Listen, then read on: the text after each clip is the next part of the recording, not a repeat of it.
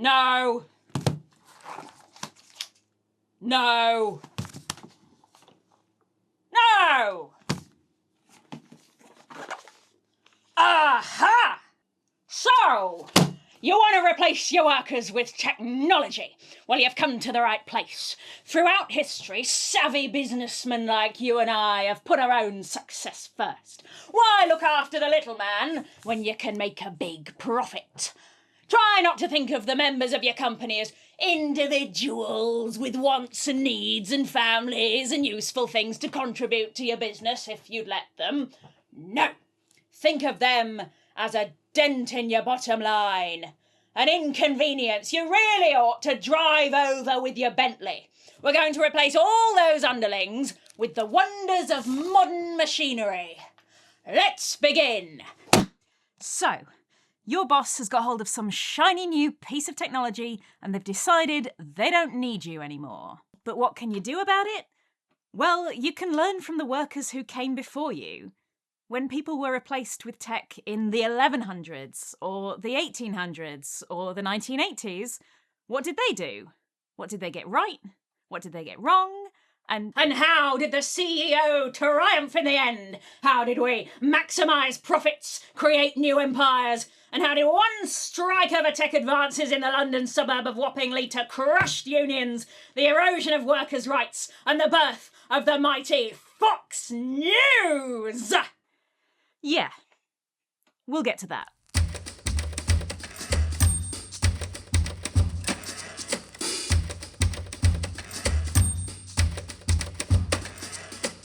Our text for today is not this one.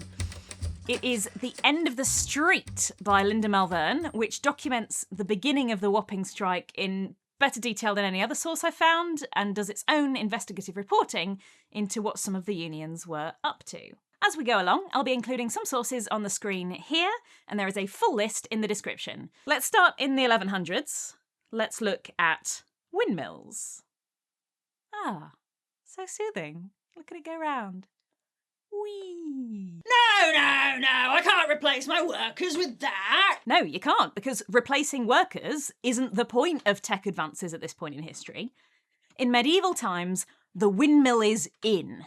It's the next big thing in your field. Windmills are the tech that will revolutionise the workforce, and for once, that isn't code for make people redundant.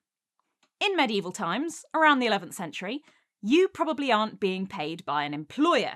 Instead, you probably rent a farm, grow the crops, sell them, and pay rent for the farm to the landlord.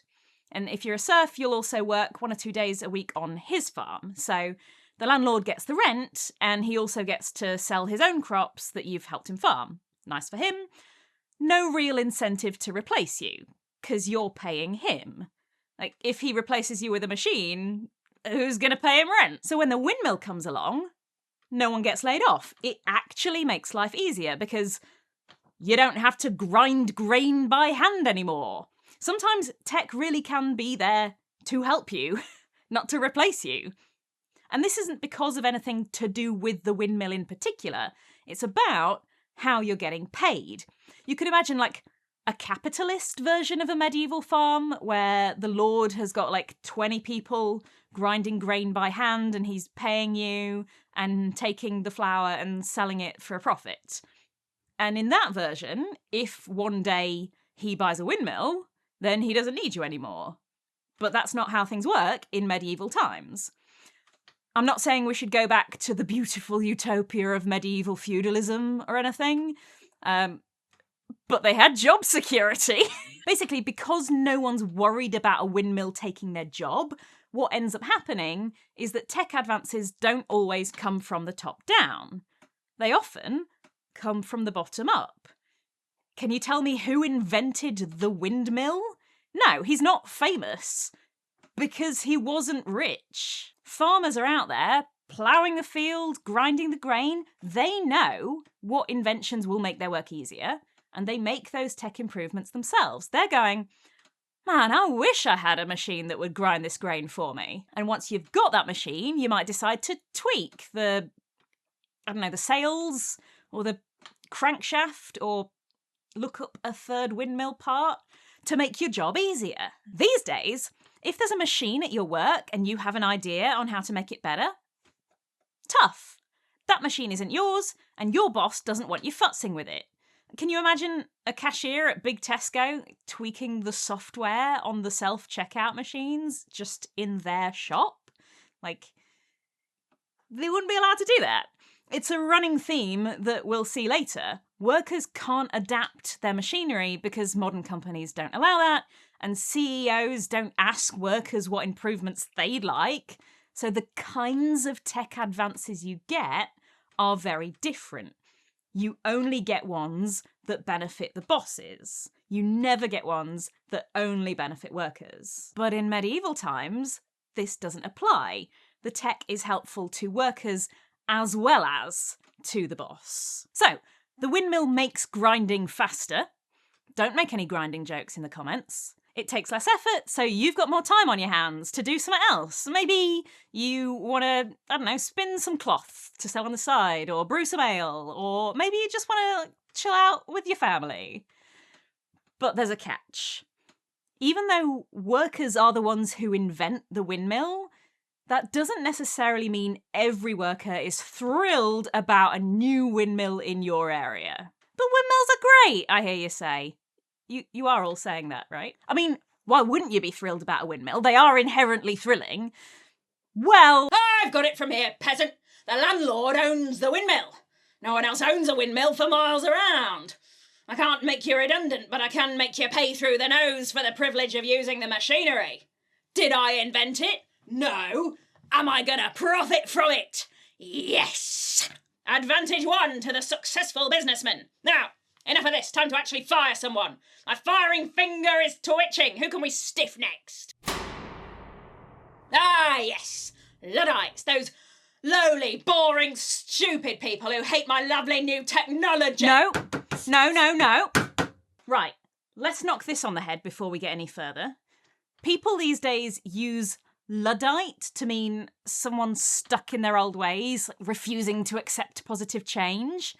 Today, if you're against a new technology, say algorithms invading your privacy, or monkey pictures that cost thousands of Steam points, or introducing AI instead of paying language translators, if you object to any of that, there's a good chance some tech bro on X, the Everything app, is going to up and call you a Luddite. Well, wear it with a badge of honour, my friends, because the Luddites weren't stupid. They knew exactly how tech was going to steal their jobs, they were right about it, and they tried to stop it. It's just that they lost. And history is written by the victors, so now we use Luddite to mean someone we think is stupid and old-fashioned. Here's what a Luddite really means. The year is 1811, and we're looking at stockings. Up to this point, stockings are knitted by hand, or on a hand-powered machine. It's time-consuming work. But there are new steam-powered knitting frames being introduced in cloth factories, which makes it much faster and cheaper to make stockings. Now, enter the Luddites. The workers call themselves Luddites because they say that their leader is a guy called General Ludd, or Ned Ludd. No one knows for sure where that name actually comes from. Ned Ludd isn't a real person. He's a myth, like King Arthur or Sherlock Holmes or owning a home in your 20s. But even without a real Ned Ludd, these Luddites get to work. It starts in a village called Nottinghamshire called Arnold, where the stocking makers are getting angry. They start going into factories and stealing bits of the machines and hiding them. A tactic that I can only picture as the workers running out on tiptoe with bits of cogs and that, going tee-hee-hee-hee. This tactic spreads. Across the Midlands, a whole swath of Luddites are stealing bits of machines and running off with them. They know that destroying the machinery isn't a permanent fix, but it'll buy them more time until the machinery is replaced, and a year or two more in your paying job is nothing to be sniffed at. By 1812, the Luddite movement has spread as far as Yorkshire. There are a couple of exceptions, but as a general rule, the Luddites are careful to only target the machines. They're not out to cause human harm, just to stop the machines that are stealing their jobs. One admittedly favourable newspaper reports about an attack in Marsh near Huddersfield that they do not appear to have done any mischief besides breaking the machinery, and one of the party, having asked the leader what they should do with one of the proprietors, he replied, "Not hurt a hair of his head, but should they be under the necessity of visiting him again, they would not shew him any mercy." No, this is too civilised. Now, a vital tip for replacing your workers with machinery: if they put a spanner in your works, don't let them get away with it. Time to send in the big guns. The government. Who's saying tee-hee now? March 1812, the Destruction of Stocking Frames Act. Destroying a knitting frame becomes punishable by death. And if that seems like a big leap to you, yeah, it is. Do not pass go. Don't even go to jail. Go directly to the gallows. We've got to defend those machines, I guess. Won't someone think of the machines? 11th of April, 1812, Luddites attack the Rawfolds Mill in Spen Valley, which is owned by a guy called William Cartwright. Cartwright has enough warning to organise defences, and 140 musket balls are fired into the crowd. 2 workers, Samuel Hartley and John Booth, are injured and captured by Cartwright for interrogation, but they refuse to reveal the names of other Luddites or how they organise. Supposedly, as Booth is dying, he calls over a parson called Hammond Robeson and asks him, "Can you keep a secret?" And Robeson tells him, "Yes." And Booth replies, "So can I." And then dies. Just, the sass. Later, a coroner rules that Hartley and Booth died by justifiable homicide. That was usually used for self-defence, which, considering that the Luddites are generally not out to hurt anyone other than knitting machines, I guess the coroner has a different version of justifiable than I do. By now, the government are sending thousands of soldiers to put down rebellions. Their general says that he would stop them by fear and fear alone. One mill owner says, "If more military is not sent into the country, they will not be called upon to protect it, but will be required to reconquer it." They also send in spies to Luddite groups. 16th of January 1813, 14 Luddites are hanged at York Castle. 2 more are hanged in Chester and 8 in Manchester later that year, including a 16-year-old called Abraham Charlson who called on his mother for help in the courtroom. Many more are deported to Australia or spend months in prison. At this point, the Luddites begin to fizzle out. Under threat of death and fighting against the tide of the Industrial Revolution, they can't keep going. Nothing is changing. Remember, most of these guys can't even vote. No way to make governments and businesses place more value on your livelihood than on a piece of machinery. But that's all about to change. We're about to get unions. And maybe that's how to defend yourself against being replaced by machines. Care to place a bet? This next story begins on Fleet Street, and there are 2 wildly different reasons you've probably heard of Fleet Street. First off, it's the home of Sweeney Todd, fictional star of stage, screen and terrible barbershop reviews on Trustpilot. Second, it's the historical home of journalism in London. As far as I know, Sweeney Todd was never replaced by machines. No robots murdering people and then putting them in pies and singing about it with Helena Bonham Carter. That we know of. This story is about the newspaper workers of Fleet Street and how one CEO, Rupert Murdoch, replaces thousands of his staff with machines. Good man! Here's where things get really juicy. Time to flatten the workforce. No more tech that's here to help the workers. No more peasants being able to steal their petty little bits of machinery and have their little fun. No, this time the tech is here to replace the little man. And we're planning in advance for any funny business. In fact, we're building a fortress against it. A metaphorical fortress, right? Now, step 1. Put your money in tabloids. It's 1969. This relatively unknown guy called Rupert Murdoch, he owns some Australian newspapers, and right now that's all he owns. Hard to believe, I know.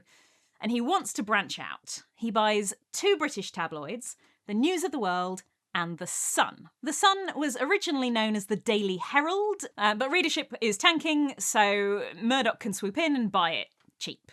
But, he's got good intentions, right?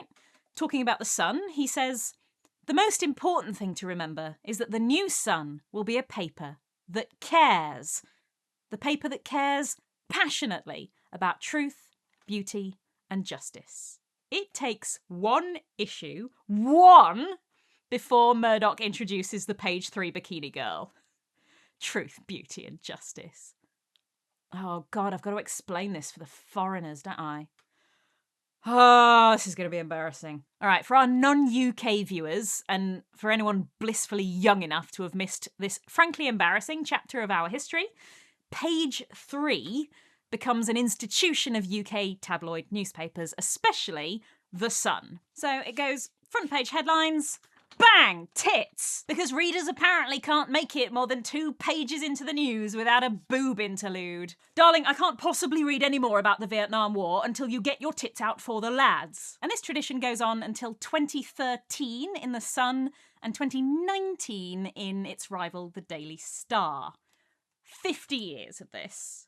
Some of the models used are as young as 16. This lady is 19, so this video is still legal, but they do always tell you how old they are.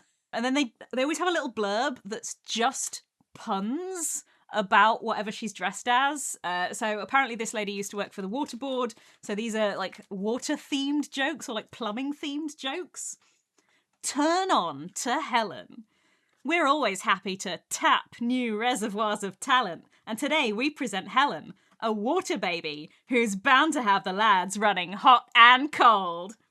Bristol lass Helen, 19, used to work for the water board during surveys of supply lines, but she stopped, cock, when she found she could make her main living away from the mains.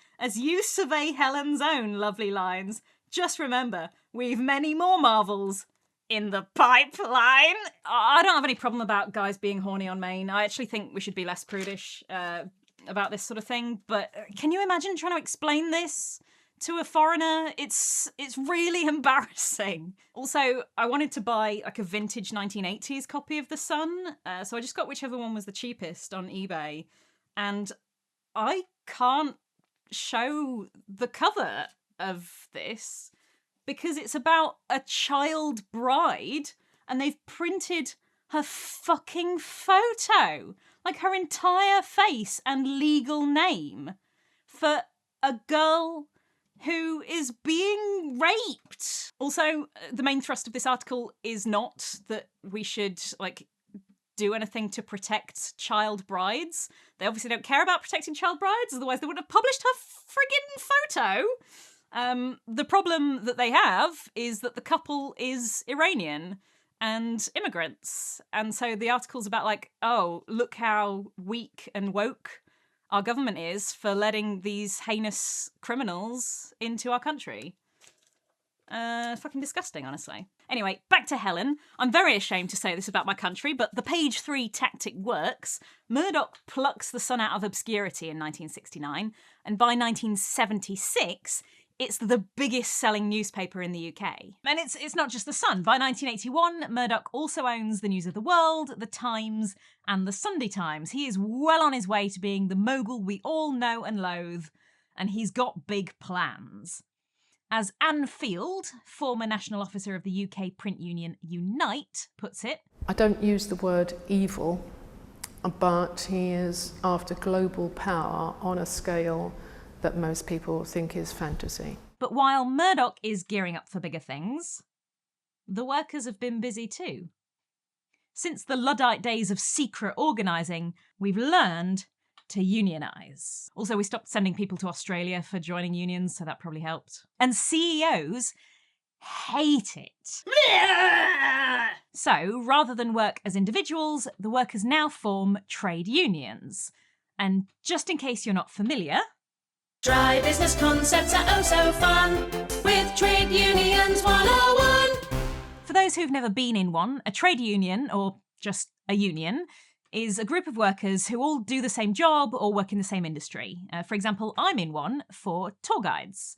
You pay your membership and you get to vote on a union rep who does things like negotiate pay and working conditions for you, or you get to discuss redundancies or big changes to your contract. For example, when TikTok didn't pay me for a campaign I did for them in 2021, it was my union who threatened to take them to court for me. And that's why TikTok doesn't talk to me anymore. They did get me the money, though. TikTok wouldn't listen to me when I asked to be paid on my own, but they did listen to my union rep, who has money to get lawyers. My union has lots of other perks as well. They set minimum rates that are really good. They do social events and bonus training. Loads of perks. Almost as many perks as you'll get if you sign up at www.patreon.com/jdraperlondon. Being in a union means you have more power together. If things get really bad at your workplace, you might all vote to go on strike, and your employers don't want mass walkouts. So unions give workers power that they've never had before. Try business concept explaining done with Trade Unions 101. Now, if you're thinking about unions by today's standards, think again. It's hard for us to imagine how strong unions were in the middle of the 20th century. The heads of the big unions are famous, like cabinet ministers or news anchors. Famous enough that if any of them were 16-year-old girls, The Sun might have run an upskirting piece about them on page 3. Now, okay, breathe, let's move on. So, it's time to introduce our main unions for this story. Although this is a story about newspapers, we're actually mostly not going to be talking about journalists or photographers. There are loads of other people whose work goes into making a physical newspaper. The journalists are in the National Union of Journalists, the NUJ. But there's also the NGA, the National Graphical Association. The NGA members at the newspapers are compositors. They're the workers who turn a newspaper's words and pictures into a nicely formatted page. They set the type, they make photographs into type somehow, and they set the letters in the frame to be printed. They represent about 20% of the workers in our story. And then there's SOGAT, the Society of Graphic and Allied Trades, the machine men who actually work the presses. And they also do newspaper distribution, so packing the papers up and sending them to 40,000 newsagents around the country. They're also cleaners and secretaries right at the bottom of the ladder. Then there's the AUEW, the Amalgamated Union of Engineering Workers. They're a pretty small group of engineers, but you do see them listed in sources from time to time alongside the bigger ones, so it's useful to know who they are. And then there's the electricians. The electricians are the Electrical, Electronic Telecommunications and Plumbing Union, or EETPU. Eat poo. They could have ordered those letters in any other way. Why? The head of the NUJ is Harry Conroy. The head of SOGAT is Brenda Dean, the first woman in Britain to lead a large industrial union, but other union officials still call her the girl. The head of the NGA is Tony Dubbins, and the head of Eat Poo is Eric Hammond. And everybody knows these guys. Can you name a single union sec today? I can't even name the head of my own union. But believe me, you'd know it in the 70s and 80s. In the newspaper industry, it's inescapable. A lot of the industry is what's called a closed shop. You can only get a job at a closed shop paper if you're in the union. And even then, you have to do a 6 or 7 year apprenticeship for some of these jobs. And if you get on the wrong side of your union, they can take your membership away. And not only will you be kicked out of the closed shop, but no other newspaper with a closed shop will take you either. The benefit of a closed shop for the unions is partly to keep their industry in good repute by making sure everybody's got decent training, but also it's so that if they call a strike or another kind of industrial action, everyone in the workplace goes out. Bill Bryson is working as a journalist at the Times during this period and says, "The National Graphical Association, the printers union, decided how many people were needed on each paper, hundreds and hundreds, and how many were to be laid off during a recession. None. And billed the management accordingly. Managements didn't have the power to hire and fire their own print workers, indeed, generally didn't even know how many print workers they employed. On top of plump salaries, printers received special bonus payments for handling type of irregular sizes, for dealing with heavily edited copy, for setting words in a language other than English, for the white space at the ends of lines. It was crazy and unsustainable. The union reps who are looking after their members are called fathers, or very occasionally mothers. The most powerful father on Fleet Street is Ray James, who looks after 700 printers on the Sun, which was based at Bouverie Street. And he only hires people from his union, SOGAT. So he's the one allocating your shifts and your overtime. If you want time off, you don't ask management, you ask him. This sounds totally crazy today. Like, if the management want people to work overtime, they have to ask the union rep nicely. The union rep can basically fire you. Isn't that a crazy amount of power for the father to have? But you elect the father. You don't elect the management. A boss is a mini tyrant. A union workplace is democratic. I don't want to make it sound like a bed of roses. I bet loads of fathers were unfair to individuals who just rubbed them the wrong way. Union officials could be racist and sexist and all sorts. But so can bosses. At least the father can't piss you all off at once. Can you imagine? No, step 2 of replacing your workers with machines, take down the unions. Murdoch and the others like him hate the power that printers' unions have over their business. Murdoch says of Fleet Street there are 3 times the number of jobs at 5 times the level of wages necessary. We've behaved wonderfully towards them.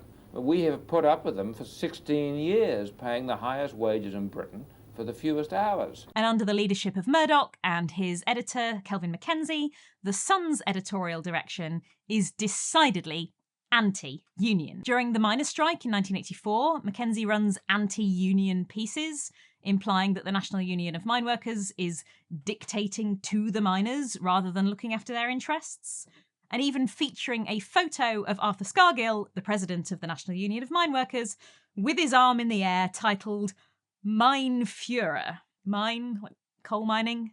You see what they did? A joke you have to see written down to get it.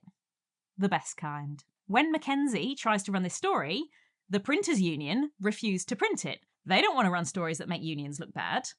In the end, the Sun goes out looking like this. The printers and typesetters often refuse to print anti-union material, especially when later they're asked to print stories about their own unions. And what you need to understand is that The Sun was the most popular English daily in the country at that time, with a circulation of over 4.1 million. So it was bringing in more money for Murdoch than any other part of his business, all printed at the Bouverie Street offices just off Fleet Street. People often say that strong union workplaces are inefficient, especially if you ask your relatives what it was like in Britain in the 70s. They'll probably tell you how nothing ever got done, people were always striking about every tiny little thing. But Ray James's Sun printers are making more newspapers at Bouverie Street than any other plant in the world. They're printing so many newspapers that they have to go to press 2.5 hours before any other Fleet Street newspaper at 8 p.m, just in order to get them out in time for the next morning. But it's really hard to print that many papers every day. So if you're a union worker, even slowing down a little bit can mean hundreds of thousands or even 1 million fewer papers printed. And if you only make 3 million copies, the paper can't sell 4 million copies. So if Mackenzie tries to run something and the union refuses or drags their heels and takes their sweet time about it, there's a very literal impact on the paper's profits for the next day. Like I said, I don't want to romanticise this place. It is a tinderbox with lots of short tempers, drinking, and even punch-ups. At one point, Ray James gets into a fight with Kelvin Mackenzie, yelling, "It's not your fucking editorials that sell 4 million. This fucking paper sells 4 million in spite of your editorials." He and Mackenzie have to be physically pulled apart. Men are so calm and rational. I'm glad there's no hormonal women in charge. Also, Whilst they're kicking the shit out of each other, the offices themselves are a right mess. The Bouverie Street site is basically falling down. Some of the presses are from the 1930s. And to meet demand, they've packed in so many printing presses that there's no room for anything else. One inspector gives the building 18 months left to live. It has tarps to keep the rain out, and at one point a dead rat is found floating in the tea urn. The presses operate at dangerously loud levels, and workers' ear protectors never quite fit right. Instead, they develop their own sign language and just put up with constant tinnitus. The ink covers everything in a fine black mist, and there are only 8 showers for hundreds of workers.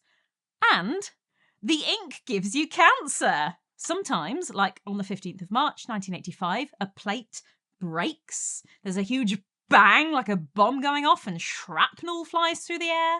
Some workers have metal embedded in their legs. Okay, so that's where we are. You know the major players, the setting, the eat poo, I'm still not over it. So, what actually happens is... What happens is a masterpiece. A magnum opus in replacing one's unionised peasantry with efficient, profitable technology. Murdoch wants to break the back of the unions that are costing him money. So, he makes a cunning plan. Murdoch conducts a long con. It's 1978. The Sun is the UK's most popular newspaper in its rundown Fleet Street building. Rupert Murdoch buys 13 acres in Wapping in East London, and work on a new factory commences in 1980 with all the latest computer technology. And I can hear you, oh no, he's going to build them a nice new office, what a scoundrel. But hold on, from the beginning, the Wapping site is built to be picket-proof. So a picket is when workers protest outside their workplace and they try and stop anyone else going in. And this thing is a fortress against that tactic. And there's no getting in to sabotage the machines either. The way the Luddites broke into the knitting factories, it ain't happening here. The place is covered with cameras and security guards, and everyone coming in and out gets security passes. Oh, and there are searchlights, a 12-foot high spiked metal fence, and triple rolls of razor wire. You know, totally normal things a newspaper office will have. Coming up next, The Guardian rigging their lobby with landmines. As Bryson says, the new site was surrounded with sinister fencing and electronic gates. There was a new maximum security reception center that looked like something you'd expect to find at a plutonium depot. This is Fortress Wapping.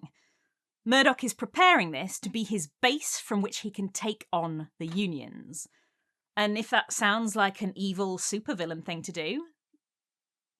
In the following months, Murdoch will try to spin what happens next as the unions being against the new technology at Wapping, but this isn't true. People are actually pretty hyped about going to Wapping. Look, it's a nice new office and they're jazzed to go anywhere where there aren't rats in their tea. We want to get into Wapping. That's the place we want to get into, in Yeah. there. We want a job and we want it in there. A union report produced in 1984 calls the new site the cleanest and safest working environment yet known in Fleet Street, which is heartening news.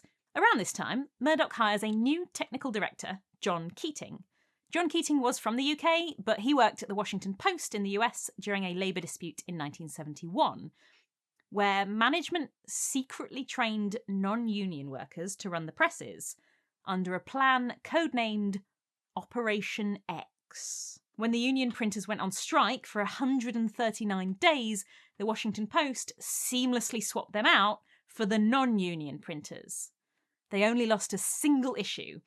The size of the printing staff was cut from 1,220 union workers to 300 non-union workers. With his previous experience, Keating being hired here is calculated. You see, Rupert Murdoch is in dire need of money. Hard to picture now, I know.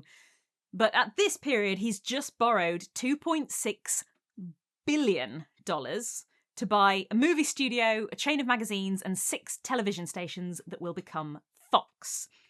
670 million of that is just to buy what will become Fox News. In 1985, all his companies combined are not earning enough money to even make the interest payment on this loan.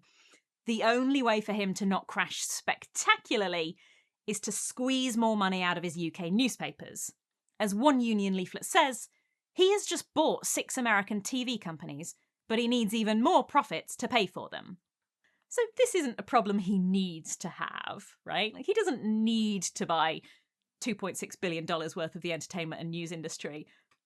I often go several days in a row without buying any media companies at all. But he's made this situation for himself, and someone's gonna pay for it. Not him. His workers. Here's what happens next.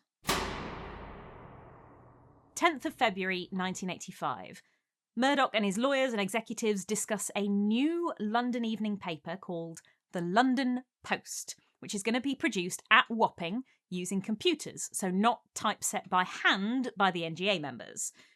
Murdoch and his team also discuss how to prevent workers at his other papers from stopping this by going on strike. The fact that he's planning this new paper leaks to the Sunday Telegraph in March, so that's when everyone finds out about it. 2 days after this meeting, Murdoch meets with executives from ATEX, which is the company producing the new computerised machines. ATEX fits Wapping out under top secrecy. They're told not to talk to each other on the phone about it, to keep it a secret from the UK side of their own company, and to keep it vague when their colleagues ask why they're coming to the UK so much. They even create a new company to funnel the money through so it can't be traced back. But Murdoch doesn't just have to figure out how to print newspapers without the unions. He also has to distribute them. Packing and sending the newspapers to newsagents is done by SOGAT members. So instead, Murdoch starts talking in secret with an Australian company called TNT. Thomas Nationwide Transport, apparently, not anything to do with the explosives, about a contract for doing the distribution for his 4 current newspapers. The London Post is interestingly never mentioned in this contract. And while he's sorting out printing and transport, Sun editors and journalists keep going on trips and being away sick. And the joke in the press room is that they have whopping cough. You know, like whooping cough. Again, works better written down. Anyway, they're getting ready to start writing and printing at Wapping without the unions realising it. Honestly, the level of secrecy they go to here, also the unions don't catch on. They even have a secret warehouse in Woolwich which they call the bunker. That's not me editorialising. They called it that. And they use it to test the machines. And while they're installing the machines at Wapping, they put shades on the windows so people can't look in. They're told that phone lines might be tapped. Outside contractors like plumbers are scrutinised in case they're union moles. Like, obviously there aren't any union moles. That's crazy. Except there are. Yes, there really are union moles. 2 print workers, Tony Cappy, a Sun SOGAT worker, and Terry Ellis, a Sun and News of the World AUEW engineer, are investigating Wapping from March onwards, and they have 5 moles at various levels of the company. By September, they have the names and pass numbers of all the staff, over 500 people, working at Wapping. Only Cappy and Alice aren't investigating because their unions told them to spy on Wapping. They're just trying to figure out how many union workers they're going to need at the new plant. And then they trip and learn too much, like they're in an H-Bomber Guy video and you're about to find out whether the background's a green screen or not. In June 1984, they produce a 102-page report on the new plant, informations that the unions are going to need to negotiate. This is like what machinery they're going to be using, how much maintenance those machines are going to need. At one point, Cappy and Ellis need to see the new machines, but they can't get into Wapping. So they find out which company is making these machines, and then they pose as customers who are interested in buying photopolymer press plates, and they go to that company's showroom instead. History doesn't relate whether they wore fake moustaches and spoke in weird, suspicious accents, but in my heart they did. 17th of June 1985, Cappy and Ellis create an exhibition of everything they've learned in a hotel room off the Strand. They invite union officials, trying to warn them what Murdoch is planning, and honestly, it's... You know, in disaster films, there's always that, one scientist who's, bugging out at their laptop, going, according to my research, Mount Everest isn't a mountain at all. It's been a supervolcano all along, and it's full of sharks. And everyone laughs them off until, lo and behold, the lava sharks start raining down, and we all have to be rescued by Dwayne "The Rock" Johnson, and scientists are like, why did no one listen? And then a shark eats them. That's what happens. That's the way the unions ignore Cappy and Ellis. Only one official even turns up. Cappy says, no one paid any attention to us. Or so they think. A week later, Cappy is told to go to the bar at the Waldorf Hotel, and there he's taken in a car to a secondary location, like a proper spy, where he meets Brenda Dean, the head of SOGAT, and he acts as an informant for Dean from then on. August. News International gets a £2 million mainframe computer, the first of its kind in Britain. And over the summer, word goes round the EETPU members that there are well-paid jobs going on a new project in London. One Southampton member, Bert Brown, hears that electricians aren't just going to install and maintain new printing equipment, which would be their normal job, but that they'll also be trained to operate it. Now, he realises that this means they'll be doing printers' work for them, and he tells a father in Southampton about it. Others, like the engineer Jimmy Hay, realise what's going on and resign. Yeah, so a lot of EETPU don't turn it down. They need the work. Some of them need the opportunity to progress. EETPU are usually described as electricians, but not all of them were literally electricians. Some of them were people doing support jobs within the electrician industry, like secretaries. Some of them were the P in Eat Poo. You heard me. They were plumbers. Some were women who'd never been allowed into compositing jobs before. But Murdoch has them all down to Wapping and trains them up. By September, the new machines are installed in Wapping in dead secret. So that when unions say, can you not replace us with computers, please? Murdoch can be like, I did it 35 minutes ago. When Murdoch comes to review the new computerised presses, the managing director of News International, Bruce Matthews, says it is most important that the London Post only is discussed with suppliers, etc. at the present time, and that the other publications are not mentioned at all. Right. Because we're definitely only planning for the imaginary London Post here, and not any of the other papers that people are actually working on. The printing of the other publications at TH, Tower Hamlets, should not be discussed outside the group, and the contingency plans are being made for a state of emergency only. Got ya, emergencies only.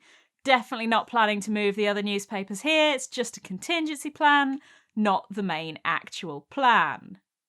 Wink, wink. Cut back to our favourite doomsday criers, Cappy and Ellis. Thanks to things like the tip from the EETPU members, they've got enough evidence to prove that Wapping is being staffed with scab labour. Scab being the term for workers who undermine unions, for example, by crossing a picket line or by working with an employer who's obviously trying to double-cross unions. Cappy and Ellis even have a copy of a dummy newspaper that was printed on this new machine at Wapping. They've got the receipts of what Murdoch's about to do in their hands. The lava sharks are coming! But when the London Machine Branch vote on whether or not to do a 24-hour strike in protest, their members vote against it. Cappy and Ellis presumably go home and cry. Imagine seeing so clearly what a rich businessman is like and proving he's got an evil plan and people still don't vote against him. Can you imagine? You know what's great about that joke? It works in multiple countries. Anyway, if the unions don't listen to Cappy and Ellis, they'll have to listen to Rupert Murdoch. 30th of September 1985, Murdoch has a meeting with the heads of the 5 print unions, the AUEW, EETPU, the NGA, SOGAT and the NUJ, and he berates them. telling them that their practices are nearly bringing our whole company down. He tells them the news about the new Wapping plant and impresses upon them how new and expensive it is, so he can't possibly carry on employing their members at the same rate of pay. It would have meant an actual financial penalty for moving into this great new plant. So from now on, hiring and firing will be at the business's discretion. No closed shop, so non-union people can work there, and no strikes allowed. And he tells them he's going to be printing the London Post there in spring. And he rounds that all off with, "I wish our earlier negotiations had been more fruitful. It is a tragedy for your members that they were not." Actual quote from a normal man. Well, it's a tragedy for them and not for him. It's unlikely he ever wanted this to go well. A strike is actually what he wants. Months later, unions will find a letter from Murdoch's solicitors, dated the 20th of December 1985, so before the strike started, that says the cheapest way of dispensing with his current workforce would be to dismiss them while participating in a strike. A striking worker can thus be dismissed instantly, with no redundancy, and as long as you fire everyone, then none of them can claim that they've been dismissed unfairly. They advised Murdoch that it would be best to do a mass firing at the weekend in order to catch as many employees in the net as possible, as both weekend and weekday employees would be on strike at the same time. He's planning on firing as many workers as possible, and he asked his lawyers how to do it. So all of this is bait. The whole plant is bait to force his workers to strike. He calls Wapping the bear trap. But the unions don't know this yet, and they play into his hands. On the 18th of January 1986, Murdoch prints a section of the Sunday Times at Wapping behind the union's back, using the electricians he's hired in secret to work the presses. And remember, there's no internet yet. They can't just email the articles to Wapping. So some of them are sent to Wapping by secretly copying them onto a floppy disk, a save icon, and others have to be smuggled into Wapping by hand by the editors. At 104 pages, that Wapping-printed Sunday Times is the largest newspaper ever produced in Britain thus far, and contains 12 whole pages singing the praises of the new Wapping plant. You have to wonder how interesting those 12 pages are to the general public. Like, if Netflix got a new building tomorrow, I'm not going to watch a 3-hour documentary on how great their new building is. So, the cat is out of the bag, the scab paper is in print, and that's when Murdoch makes his big announcement. He's no longer going to recognise any of the unions at Wapping, except the NUJ, because he can't make machines write the stories. Yeah, and if he's not recognising the unions, that means 5,500 production workers' jobs are suddenly on the line. The unions threaten to strike, demanding to be able to move to Wapping without compulsory redundancies. Except, well, we already printed a section of the Sunday Times without you. What do I need you for? Murdoch is suddenly holding all the cards, and the unions offer him a deal which would have been unheard of even a year before. They offer unilateral management power. So Murdoch's managers can hire people, fire people, set everyone's hours, give holidays, set salaries. They offer to ban wildcat strikes, which is when workers do spontaneous action that's not planned by the union. They propose that they would always have to do a ballot before any strike action, and that they would do legally binding arbitration on disputes rather than just refuse to accept terms outright. And the NGA had already offered to accept computerised typing on the London Post, which made the London Post technically the first newspaper to get such a concession. So they are agreeing to the computers. And in return for all of this, all they want is one guarantee: no compulsory redundancies. They're bending over backwards. They're giving Murdoch almost everything he wants. So the workers can keep their jobs, right?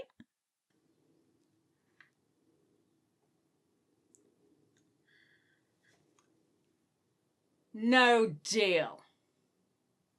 I'm just holding a match. I don't have any tobacco in this thing. In the words of Tony Dubbins, head of the NGA, we had given him an olive branch and he'd broken it in two and beat us round the head with it. Murdoch tells the unions that he'll be laying people off from The Sun and News International and that he won't be paying redundancy or pensions.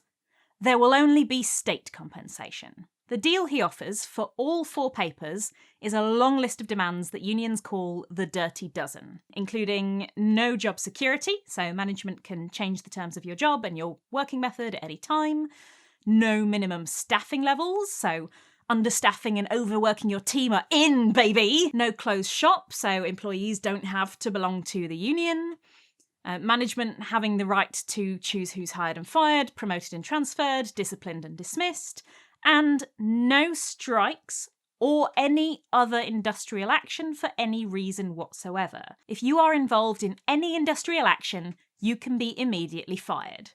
So that's carte blanche to do literally anything, and if you complain about it, you're fired. So at a workplace like that, you're going to ask, what's the point of being in a union? And that's exactly what Murdoch wants. The unions can't back down without a fight. They have to try. So, on the 24th of January 1986, 5,500 employees from The Sun and the News of the World go on strike. They're protesting Murdoch's demands, protesting being replaced by machines, but most of all, they just want to keep their jobs. And all of them are immediately fired. Now, you might be thinking, well, those people had cushy jobs with all the union perks and pay and holiday time, but a lot of these people are cleaners, receptionists, telephonists, people who are not well paid, who protest because they are part of the union too, and they're all fired. But they strike anyway. They form picket lines, they surround the building, they try and stop workers going in and papers coming out.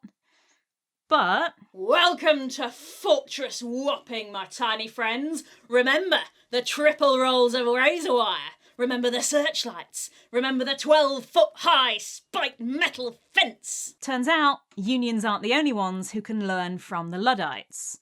While workers took the lessons of solidarity, people like Murdoch learned to protect the machinery.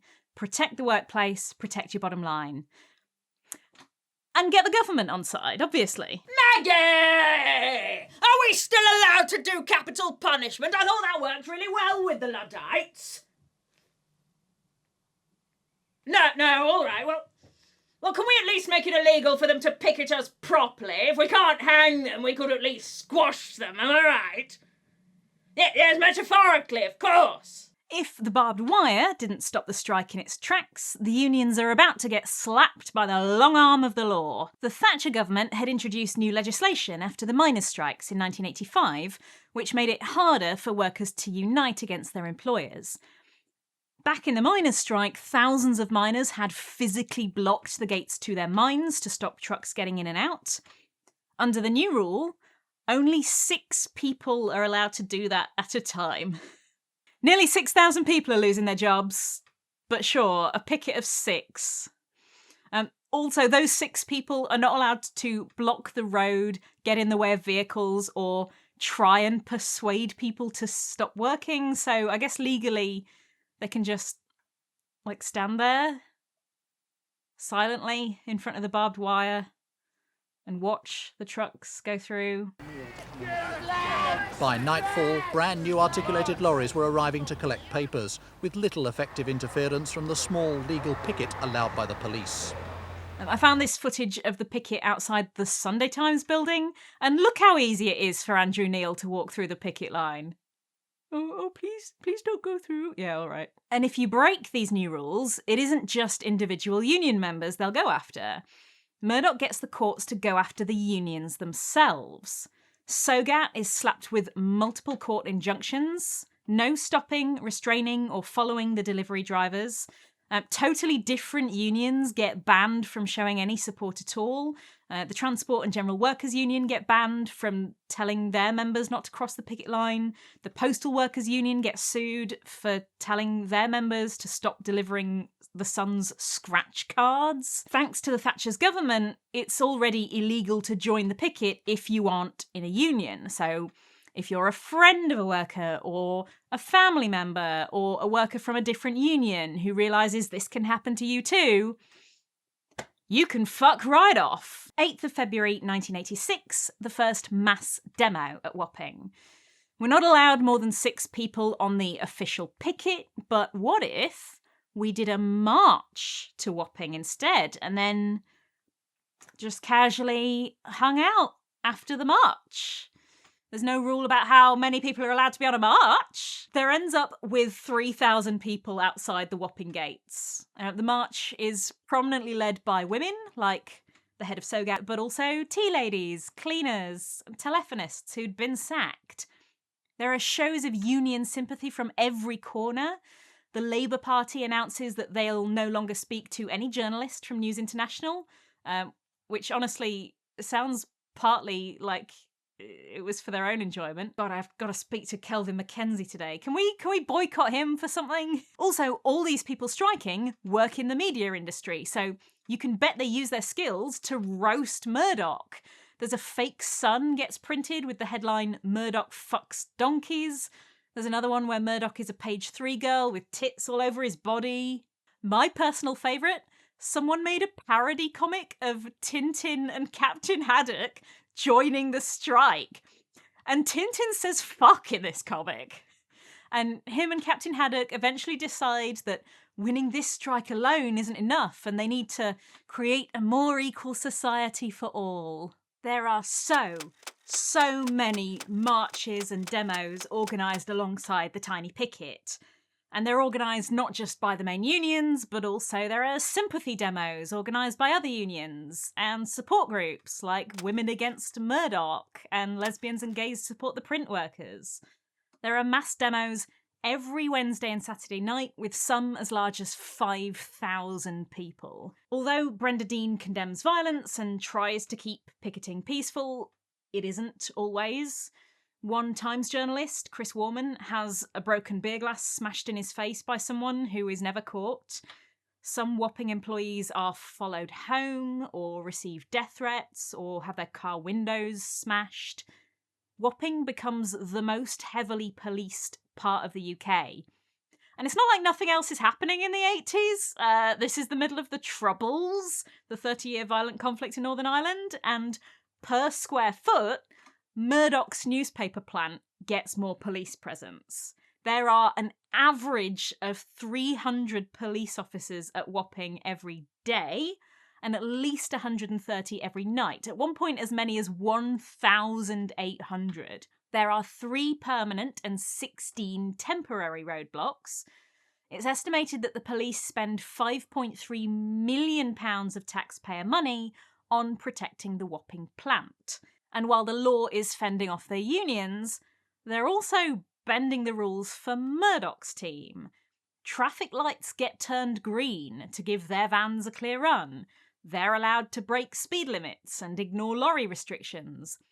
Wapping locals start getting forbidden from walking down their own streets to their own houses.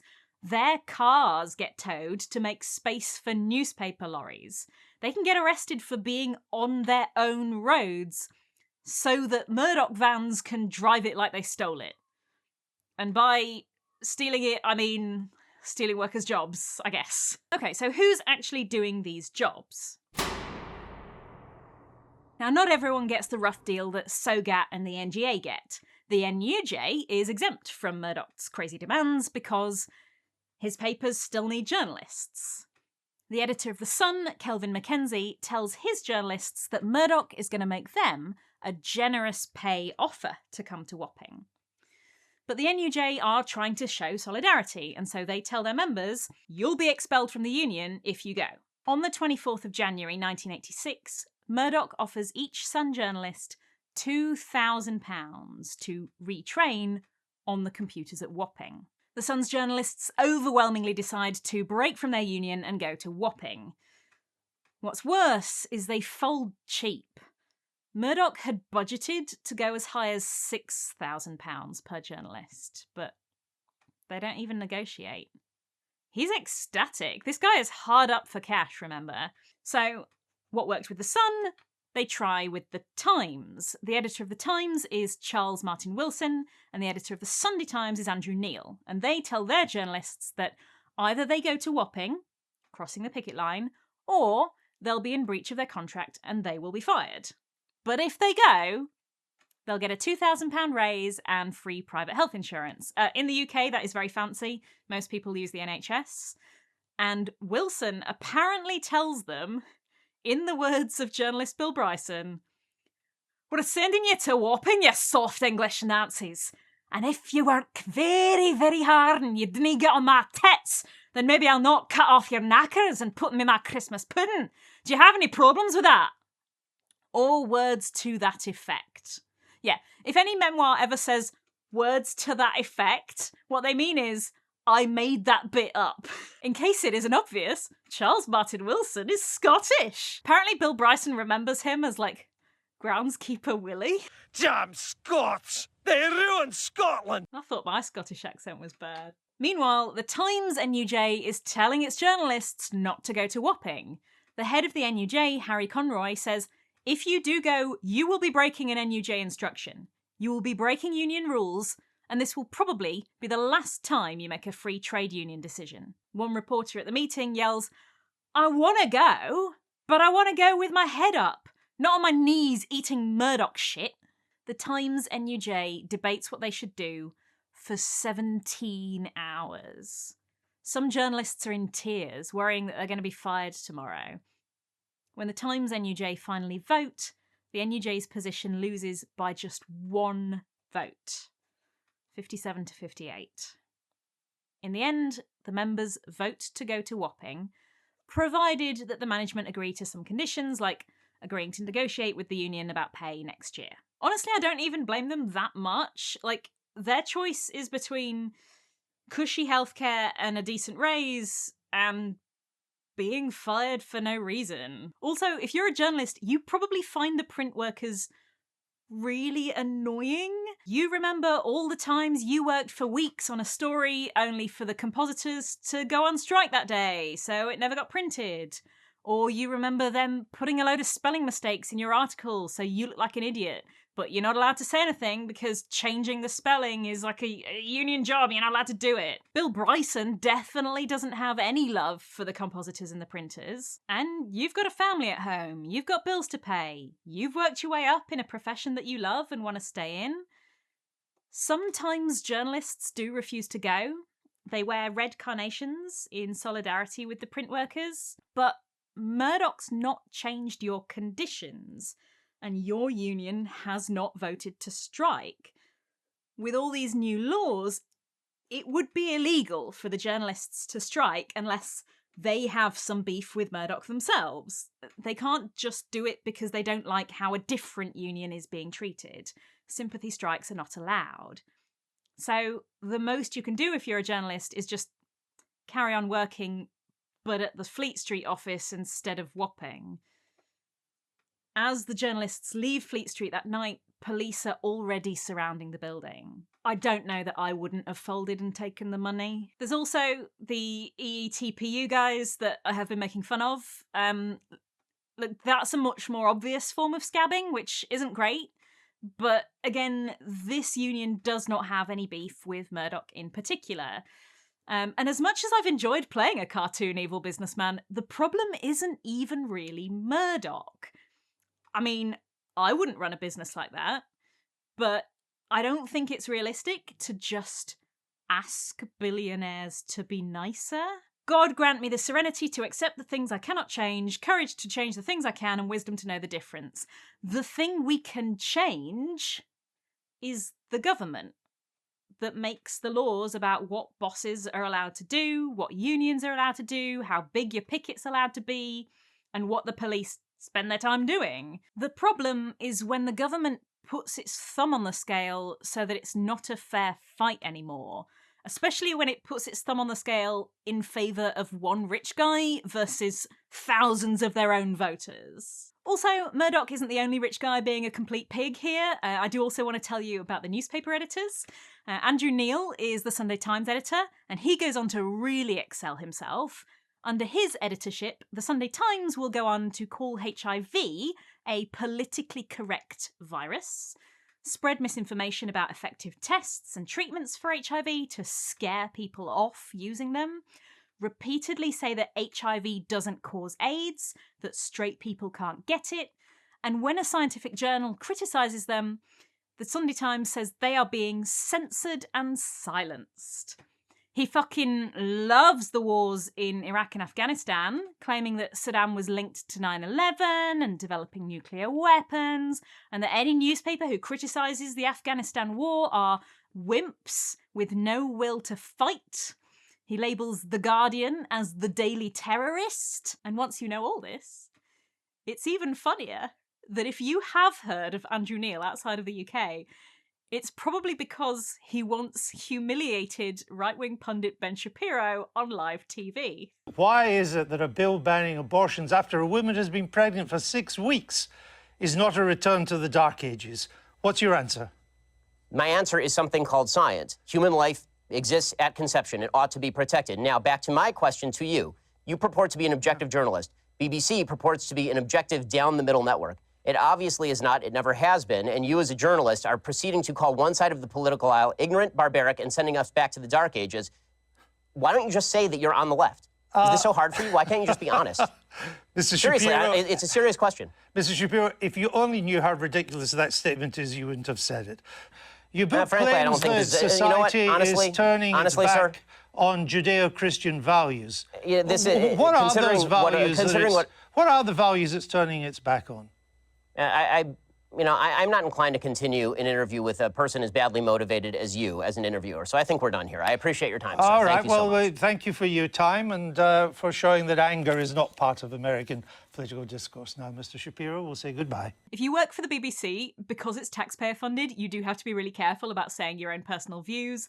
There's a lot of rules about what kinds of opinions you're allowed to say, and people do get fired for breaking these rules.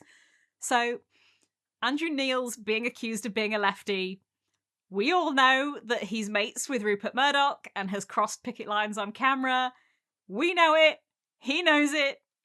But he's not allowed to say, "You fucking idiot, I'm a massive Tory." So Ben Shapiro, who's not used to arguing with grown-ups, rips his mic off and storms out like a little baby. You do, in fact, have to hand it to him. If you only knew how ridiculous that statement is, you wouldn't have said it. Oh, and let's not forget about the absolute prize that is Kelvin Mackenzie, the Sun editor. After helping put 5,500 people out of their jobs, he goes on to use the Sun to falsely accuse Elton John of soliciting underage sex workers, send photographers to break into a hospital to ask the actor Jeremy Brett, the actual Sherlock Holmes, on his deathbed if he's dying of AIDS, write columns against Channel 4 reporter Fatima Manji being allowed to wear a headscarf on screen, and most infamously in 1989, 3 days after 97 Liverpool fans died in the Hillsborough disaster, Mackenzie runs an article headlined "The Truth," blaming the victims and claiming that they attacked police and pickpocketed and urinated on dead bodies. The truth is, in fact, slanderous lies against people who were killed by police gross negligence. It takes 27 years before the Hillsborough families get justice, in an inquest that proves conclusively that they were innocent. It is 23 years before Mackenzie apologises for the article. I just thought you should know who we're dealing with here. But if you're a fired printer or phone operator, you probably can't touch Murdoch or one of the big editors. But there are lots of smaller fish you can go after. Journalists, electricians, and TNT drivers. Here's Bill Bryson on what it was like to work at Wapping during the strike. During the dispute, it was not just inadvisable for a Murdoch employee to stroll through Wapping, it was positively dangerous. The pubs and cafes of the district teemed with disgruntled printers and visiting delegations of sympathizers who would happily have torn a wimpy journalist's limbs from his sockets to use as torches for that night's procession. So unsafe was it, particularly on nights of big demonstrations, that the police often wouldn't let anyone out of the compound until the small hours. Because we never knew when we would be set free, we had to form our cars into a line and then sit hour upon hour in the freezing cold. Generally, sometime after 1 a.m., when a significant portion of the braying throngs had been beaten back or dragged off to jail, or had just gotten cold and hungry and gone home, the gates would be thrown open and a great fleet of News International trucks would roar down the ramp and out onto the highway, where they would be met with a barrage of bricks and crush barriers from whatever was left of the mob. The rest of us, meanwhile, were instructed to make haste in convoy through the back lanes of Wapping and to disperse when we were a safe distance from the plant. The chairman of TNT, the company delivering the Scab papers, said that several hundred of his workers were injured, some with broken arms, others with glass in their eyes. I spoke to one man who had his windscreen broken 23 times. While the strike starts out peaceful, the more it rattles on, the more violent it gets. Much like the Luddites being attacked with musket balls in the Spen Valley, the police start to get heavy-handed too. 3rd of May, 4 months in, we see the most violent demo yet, with 250 injured and 80 arrested. Police in riot gear literally ride their horses at the protesters, firing plastic bullets at them. As Brenda Dean puts it, the police conducted a riot. There was no warning. Now, this book doesn't get too much into what it was actually like at these demos. This is more about the build-up to the strike. So, to find out more, I went to the Bishopsgate Institute archive. If you've never been to an archive like this, it's brilliant. They have a computer with all their catalogue on, like a library, except instead of books, you can also check out, like, a package of newspaper cuttings or a box of t-shirts. I found this box of badges from 1980s unions and a load of anti-Murdoch beer mats. This specific archive collects a lot of labour history, left-wing history, feminist history, especially LGBT history. And be warned, if you go, they do have the archives for a few fetish clubs. And there's stuff in there that's... it's too big for them to put in a cupboard. And my camera seemed a lot more interested on focusing on that than on me. Anyway, at the archive, I found transcripts and interviewers from striking workers about what it was like on these demos. And it sounds pretty scary. Says Anne Field. And then suddenly all these helmeted bubbles came swirling round and just enveloped us all. And it seemed like hundreds, but it was probably about 50 or 60 police, all with black metal crash helmets on, with their truncheons, and they were just smashing people. Then they parted, and then the horses charged at us, and we just scrambled, and everybody was pulling everybody over the crash barriers. It was so frightening. And this isn't a one-off either. It becomes a tactic. Peter Smith. One night I was kicked in the back of the legs 3 times, and then it happened again. And this time I turned round and I said, I don't know who it is, but cut it out. And that didn't happen no more. But on the night, my legs were so bad I couldn't drive home. Pat had to drive home. And they aren't even careful to keep it to squashing the strikers. On May the 18th, the BBC complains that the police have attacked their reporters and damaged a camera. Meanwhile, a Morning Star photographer called Ernie Greenwood gets trampled by a police horse. In fact, the show of force from the police starts to make people suspect they've got higher orders. I think it was fairly obvious that the Thatcher government was giving full backing to the police to make sure that the Wapping plant was able to function effectively. It gets bad enough that you regularly find flyers for marches that say, "Bring your families." This isn't so they can have a jolly or boost numbers, or even so that working mums can take part. It's to keep the protests peaceful. You don't fire plastic bullets at marchers with pushchairs, hopefully. But folks, don't worry. If this all seems one-sided, here's Rupert Murdoch himself to let you know that he had it bad too. We were encouraged by Mrs. Thatcher's victory in the miners' strike, and signs that authorities were moving against secondary boycotts and were prepared to protect private property from the actions of massed pickets. I don't mean that the London police were on our side. They even threatened to arrest the editor of The Sun for making an impolite gesture at the pickets. Imagine! One of them got threatened with arrest for a rude gesture. That's the worst example he can come up with that's like, oh, the police were balanced. They threatened us too. Kelvin Mackenzie was a bad boy and he got a stern talking to. See? We're not privileged at all. Oh, look, there's some nobody getting run over by a horse. It goes without saying, obviously, throughout the strike, The Sun and The Times are constantly printing stories designed to make the strikers look absolutely unhinged. One Sun headline reads, "Evil Wapping riot mob tried to burn police horses alive." And then when you read it, like, someone saw some petrol near a police horse. Like, presumably while that horse was being made to run headlong into a crowd of people.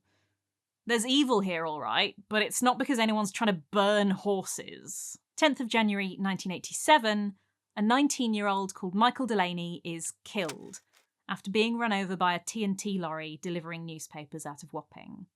The driver doesn't stop until he gets to Heston Services, 16 miles and nearly an hour's drive away. At the inquest in April, the jury are told to return a verdict of accidental death. And credit to them, they don't. They decide it was an unlawful killing. But this verdict is quashed by a court the following year. To this day, nobody has ever been prosecuted for Delaney's death. We made it! 1 whole year of strikes. It all finally comes to a head on the 24th of January 1987, the 1-year anniversary of the start of the strike. And it's supposed to be a celebration. It turns into the most violent night of the whole strike. An estimated 12,500 people turn up. 73 are hospitalised, including 2 press photographers. 67 are arrested. The crowd throws petrol bombs at the police, and 11 police horses are injured. It started off, there'd been a lorry or a van abandoned at the front, and people turned it over. They gave the police the excuse they wanted to, and a squad of them come out and started whacking anybody within range, basically. Not because they'd done anything, but just because you were there. That set the tone for the evening. An hour later or so, and the police charged up on horses, and it was bloody ferocious, because you had half a ton police horse coming at you. You've got absolutely no defence, and if you can't get out of the way, there's a few people injured, and I think a couple were bloodied. And that. They had 3-foot truncheons, and it was funny, if a policeman with a 3-foot truncheon smashed your head in, that's fine. If you did the same to him, you'd finish up inside for about 10 years. Didn't seem to be any leadership. They were just allowed to do exactly what they wanted, and by God they did. It was meant to be a kind of a celebration, as it were, and the police turned it into a riot. Afterwards, the unions condemn the violence on both sides and call for an inquest into the police tactics used. Meanwhile, the Home Secretary, Douglas Hurd, says that the unions should stop running demos at Wapping because they obviously can't control the outbreaks of violence. And Murdoch, well, he threatens to take Sogat to court for breaching its injunctions and letting more than 6 people picket, which they have been doing.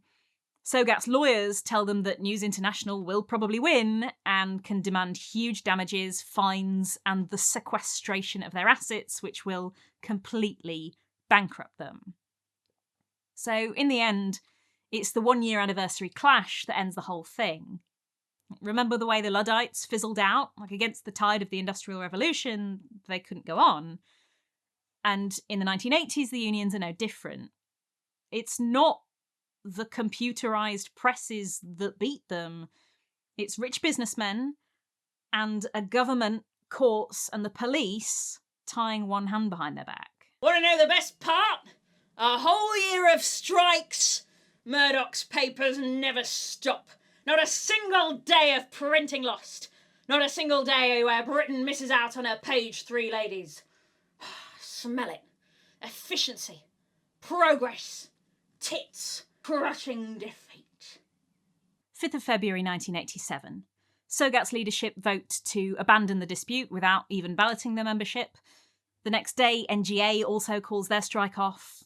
Dubbins calls it the most difficult decision I've had to recommend to the executive in 15 years. Without Sogat and the NGA, the AUEW and the NUJ also call off their actions, and the TUC and the Labour Party call off their boycotts. In response, News International drops its legal claims against the unions, and individual members are allowed to apply to News International for redundancy, which is set at 4 weeks' pay for each year of service. The unions do get an inquest into police tactics in the end, sort of.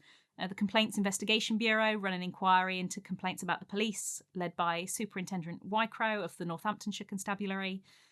At the time, it's the largest investigation of police brutality ever made in Britain. 26 Met police officers are charged with crimes, which is the largest ever number to face charges from a single incident. The crimes include GBH, ABH, conspiracy to pervert the course of justice, and perjury. But only 2 police officers ever come to trial. 2. Meanwhile, Murdoch gets what he wants, and now every other newspaper owner wants it too. Within 2 weeks of the strike being announced, The Guardian, the Daily Mail, the Mail on Sunday, and the London Standard announced plans for them to move out of Fleet Street as well. The Guardian cuts 1/5 of its staff. Associated Newspapers cuts 1/2. In May, the Daily Express, Sunday Express, and the Star announced they're also moving to the Docklands. So are the Financial Times, cutting 2/3 of their staff. The Telegraph, 2/3 of their staff gone. The Observer, 2/5 of their staff. The Mirror Group plans to move in spring 1987 and cut 3,900 of its 6,000 staff, all using Murdoch's blueprint for success. He might as well have actually written this fake book. Chin chin, old boy. Oh, and did you hear me mention the London Post in that list? That new newspaper that supposedly was the whole point of building Wapping? It never existed. Not a single issue ever went to print. Shocker, news at 10. But not in the London Post, obviously. None of the sacked workers got their union jobs back. And Field says, all of the people who'd been sacked were not reinstated. Murdoch didn't re-employ them. And most of them never worked in the industry again because the jobs just simply weren't available any longer. It was very tragic for people. Many people lost their homes because they couldn't afford to pay their rent or their mortgages, and some people even lost their lives. And if you're thinking, well, he's a savvy businessman, he can't be expected to pay for the workers he doesn't need. Yeah, he expects you to pay for them instead. Paying unemployment benefit to the workers costs the taxpayer £30 million. And paying for police to protect Wapping costs £4.6 million, so over £1,000 for each fired employee. But all that money Murdoch saved must have at least done something, right? Like gone to a good cause, or like advanced the future of computerised printing presses or something. Fox News. Fox News only exists because Murdoch got the funding by firing thousands of workers in London in 1987. Just something to remember about a channel that positions itself as being for everyday working people. If you listen to interviewers of workers from after the strike ended, they sound so beaten down. Well, looking back and reflecting now, I thought that the trade union and our union were rather naive. We thought, because we were always strong, that we were untouchable. And we didn't realise how new technology could change things. But Brian, baby, honey, don't be so hard on yourself. Like my man Tintin says, it's got sweet fuck all to do with technology, and everything to do with the power of the bosses to sack workers overnight. And that power, it comes from the government. This story can sound like unions were doomed from the start. Technology was always going to outpace them one day. One day they were all going to be fired eventually. You can't beat big business. But unions did used to beat big business, and regularly. Murdoch hadn't been paying them so well so far out of the goodness of his heart. It wasn't the technology that changed things. Even with the new computers, the unions could have kept their jobs. They could have moved to Wapping. They could have retrained. They were big enough that even for a billionaire like Murdoch, it could have been a fair fight. Murdoch doesn't control the police, he doesn't control the courts, he didn't write the million different little laws that chip away at unions' power until they can't fight back. Sure, go ahead, strike, but you can't have a picket of more than 6 people, but you can't block the road, but you can't tell workers not to cross a picket line, but you can't support the picket if you don't work there. That's all on Thatcher's government. Their choice to send more police to Wapping than to Northern Ireland. Their choice to force the crowd back in order to let lorries through. Their choice to allow those lorries to break speeding regulations. Their choice to allow them to kill locals without repercussions. Murdoch didn't have that army. He was given it by a government we elected. And that means we can get that power back. Before AI replaces us all, we can act. We can elect politicians who work to strengthen unions rather than tie their hands behind their backs. We can restore workers' rights. We can change who the police protect and how. Because we need governments on our side. The Luddites and the printers' unions will tell you what happens when they aren't. And if nothing else, we can look forward to this. AI isn't just coming for your job, it's coming for the CEO's job too. Mr. Murchison? Looks like you're going to need this.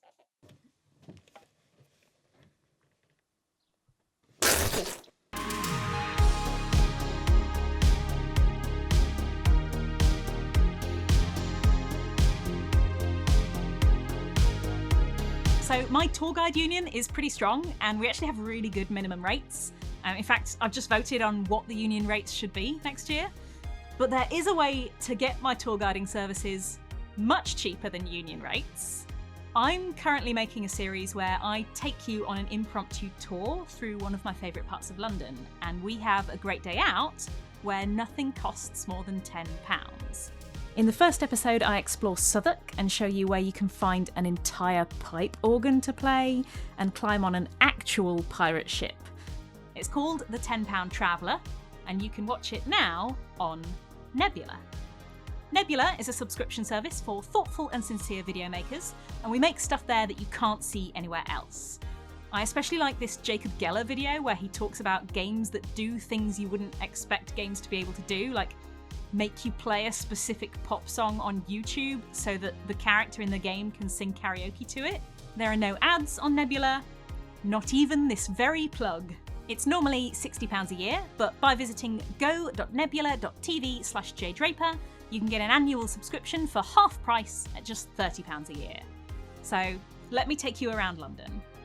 You won't even get rained on like I did.